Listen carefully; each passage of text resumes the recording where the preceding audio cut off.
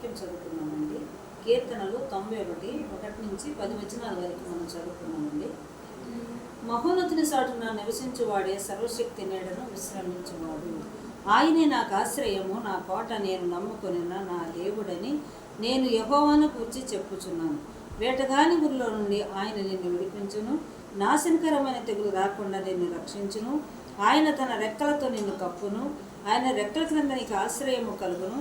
ఆయన సత్యము కేడమును డాలునై ఉన్నది. రాత్రి వేళ కలుగు భయముకైనను, పగటి వేళ కలుగు బాణంకైనను, చీకట్లో సంచరించే తెగులుకైనను, మధ్యాహ్నమందు పాడుచే రోగంకైనను నీవు భయపడకుందువు.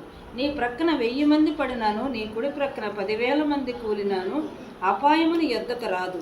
నీవు కన్నులారా చూచుచుండగా భక్తిహీనులకు ప్రతిఫలము కలుగును. యెహోవా నీవే నా ఆశ్రయము అని నీవు మహోన్నతుడు అయిన దేవుని నీకు నివాస స్థలముగా చేసుకొని ఉన్నావు.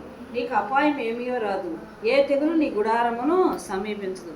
చాలండి. క్రీస్తునందు ప్రియమైన దేవుని బిడ్డారా, ఈ యొక్క 91 కీర్తనలో మీరు చదువుకొని ఎప్పుడైనా సరే ఈ వాక్యాన్ని చదువుకొని నైట్ అప్పుడు మీరు బాగా ప్రేయర్ చేసుకొని మీరు కనుక పనుకున్నట్టయితే దేవుడు మంచి ఆరోగ్యాన్ని ఇస్తాడు, మంచి నీకు ప్రసన్నత ఇస్తాడు. ఉదయాన్నే లేచి మీరు దేవుని ఆరాధించడానికి 5 గంటల సమయంలో కానీ 4 గంటల సమయంలో కానీ మొదటి జామున లేచి ప్రార్థన చేయమని విలాప వాక్యంలో దేవుడు చెప్తున్నాడండి.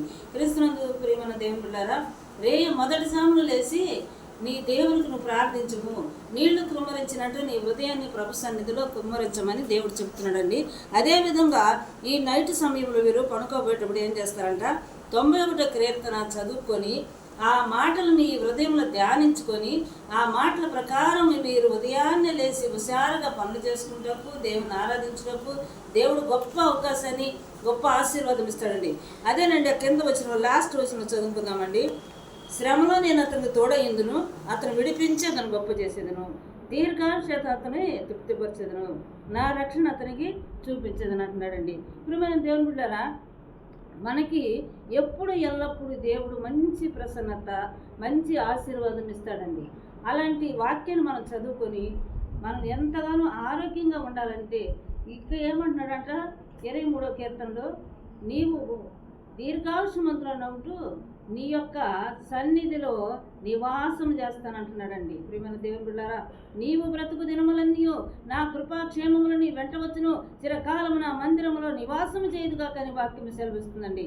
అదే ప్రకారంగా ఈ యొక్క వాక్యాన్ని మీరు చదువుకొని ఆ వాక్యాన్ని ప్రకారంగా మీరు నిద్రించి ఉదయాన్నే లేచి దేవుని ఆరాధించుటకు దేవుడిచ్చిన నీ గొప్ప అవకాశాన్ని వ్యర్థం చేసుకోకుండా ఈ యొక్క వాక్యాన్ని మీరు విని ఆ వాక్యం ప్రకారం మీరు చదువుకొని దేవుని ఆరాధించమని నేను మనవి చేసుకుంటున్నాను. దేవుని నామానికి స్తోత్రాలు.